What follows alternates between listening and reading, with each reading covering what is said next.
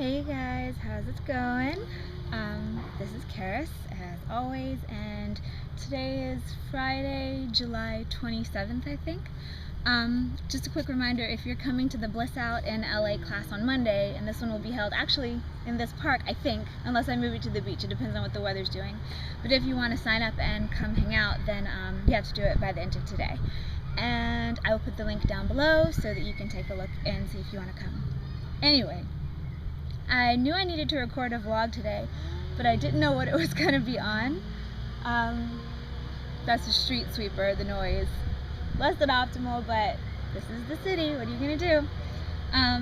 Anyway, I came to my tree and sat in it and had no idea what I was going to record about, and got out my little journal, which is almost full actually. I only have, I think I only have one page left, yeah.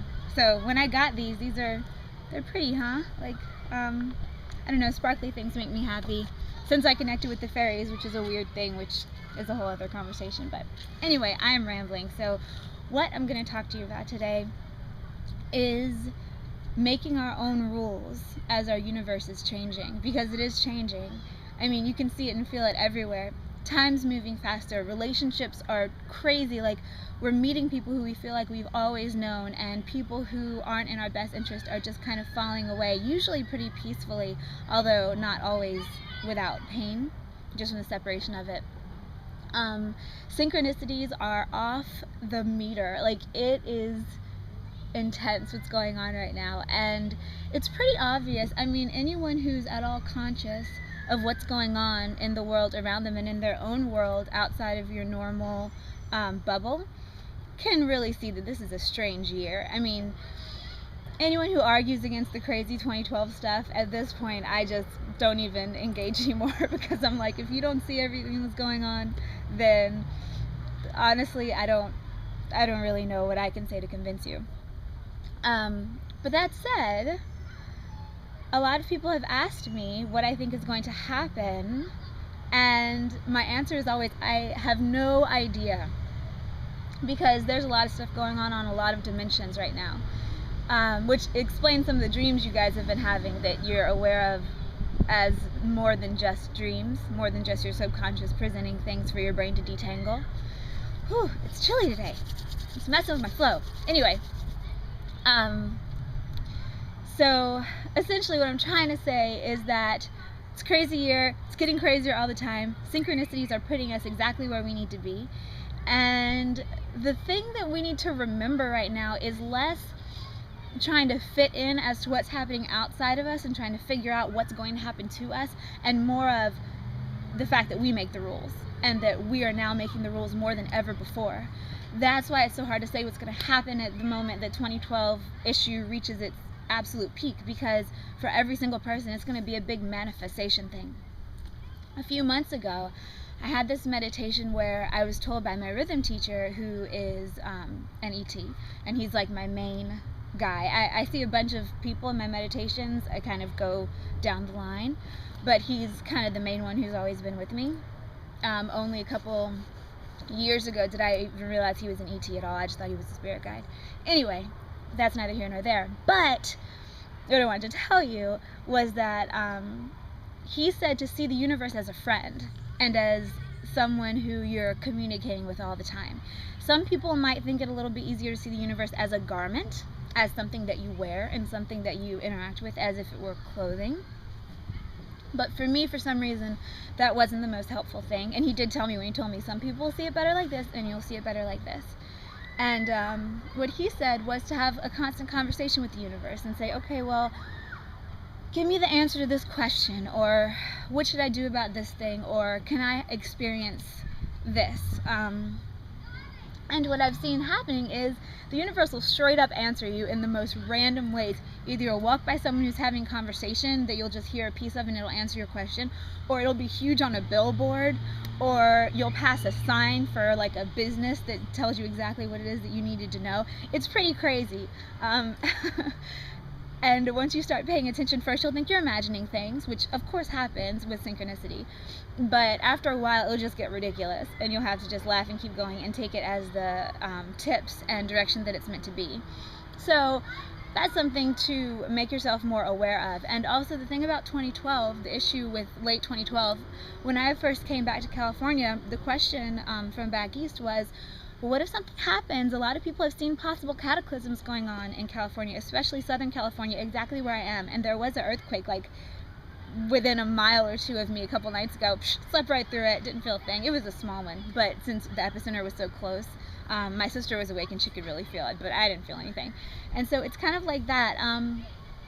My thought when I came out here and my answer to those questions was, well, I know I'm being called to go back. California can't decide when it's done with me, and I end up being a yo-yo. It's like, go away, come back, go away, come back.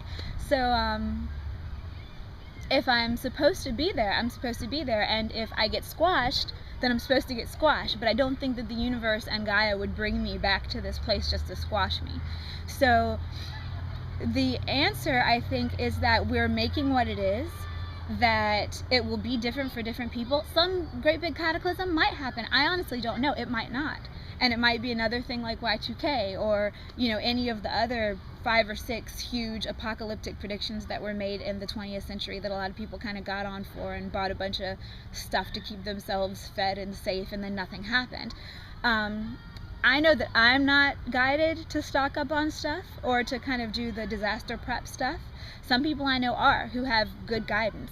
So I think that what it is that if you follow the synchronicities, and you know that you're on the right path because stuff just kind of works for you, and you know you're on the wrong path because you try to make something work and it never happens.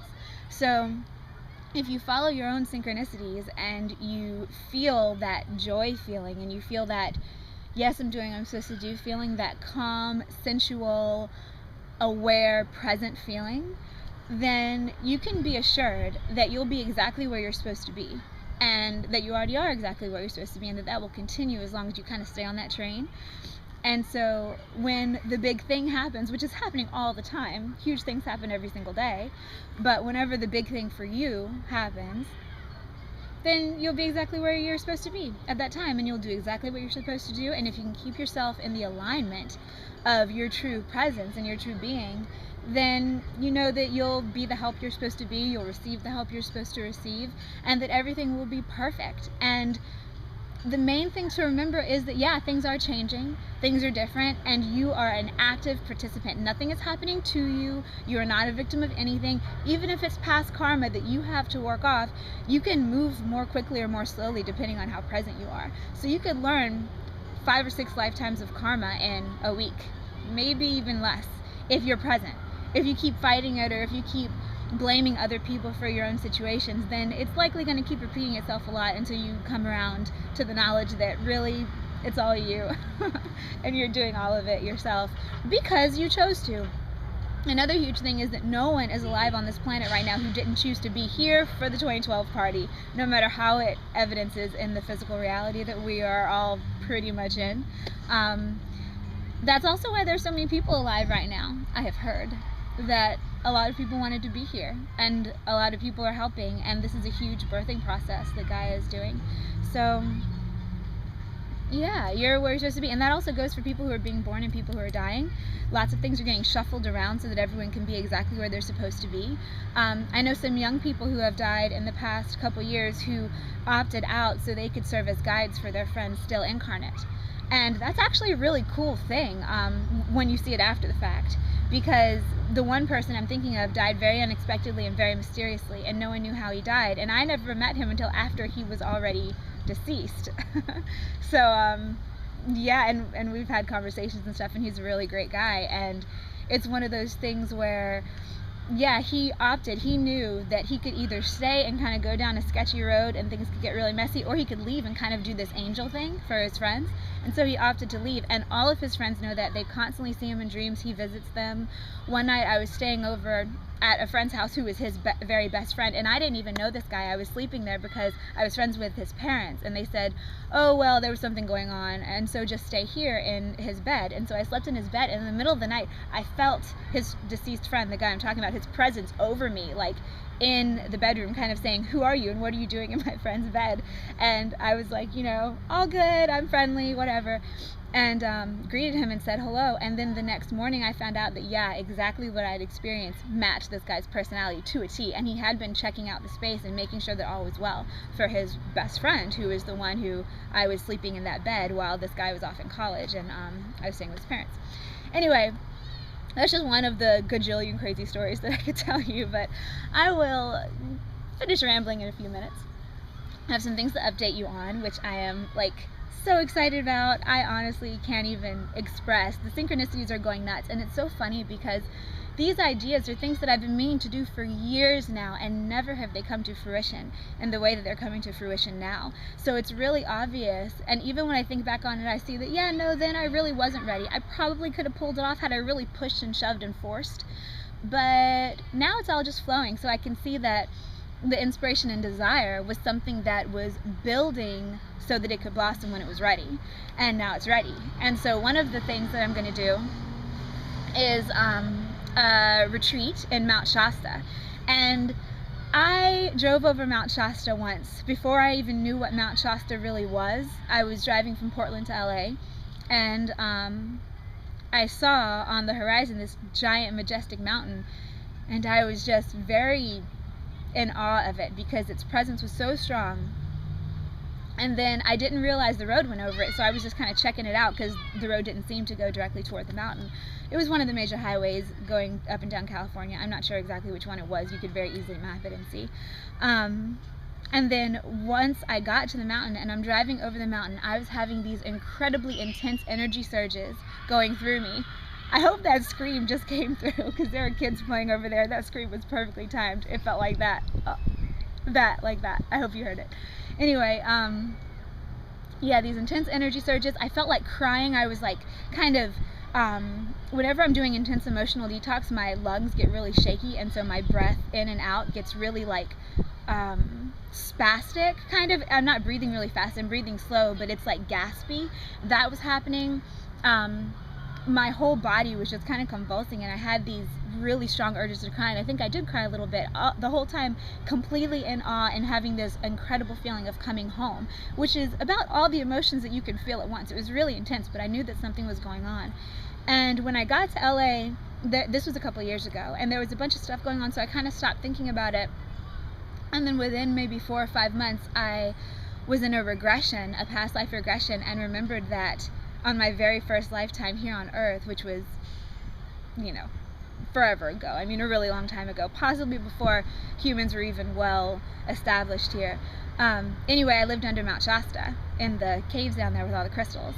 So then it made sense when I came and landed here with all of my other people who came and landed here and who were not originally from here, if you get my drift. But anyway, so I've been wanting to go back to Mount Shasta, obviously, and the fact that I will be hosting a retreat, a Bliss Out retreat, on Mount Shasta during a full moon in October, which is really quick before the whole apex of the 2012 stuff, it blows my mind a little, and I have no words for how excited I am. If you want to be on the short mailing list, because there's really not going to be that much space, there's going to be space for under 20 people to come and hang out, and it'll be the 19th to the 21st, I believe. And if you want to come, then send me your email address, and I'll put you on a little mini newsletter I have just with my seminar stuff, because I'm also looking at Chicago, I'm also looking at Salt Lake City. I'm in planning stages for a joint workshop to do with Mike Cleland, ultralight backpacking one out where he is in the beautiful Midlands, kind of. I don't know exactly what to call that part of country, but we're still in the planning stages. So what we're planning on doing is taking people out for a few days and seeing what happens just being totally under the stars and without any technology around, which will be intense.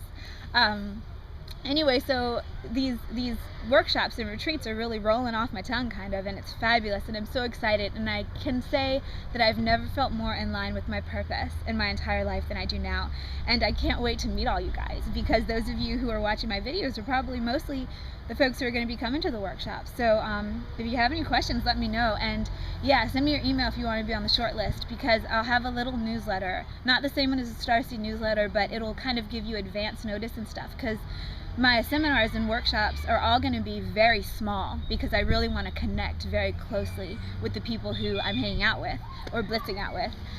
So they're going to be very quickly full. So I would rather give those of you who are really interested first crack at it before I open it up to everyone. Anyway, my voice is cracking. I wonder why. Like I said, it's cold. I'm kind of fighting the shivers. So I guess I'll end it now. But I hope you guys have a fabulous weekend. I'm likely to post a lot this weekend because it's going to be kind of a quiet weekend for me. I don't have any plans, so I will have a lot of time, I think. We'll see. Sometimes I say that and then I have no time, so I don't know what's going to happen. Anyway, go in peace. Remember that you are exactly doing what you're supposed to be doing at all times, and whether or not you perceive it is whether or not it feels like it moves forward. But there are never any accidents and there are never any missteps. Everything's exactly how it's supposed to be. Hello. I'm recording a video. So yeah, keep that in mind, and I think there are some friends here who'd like to use this space, so I'll end this now. But I will talk to you soon.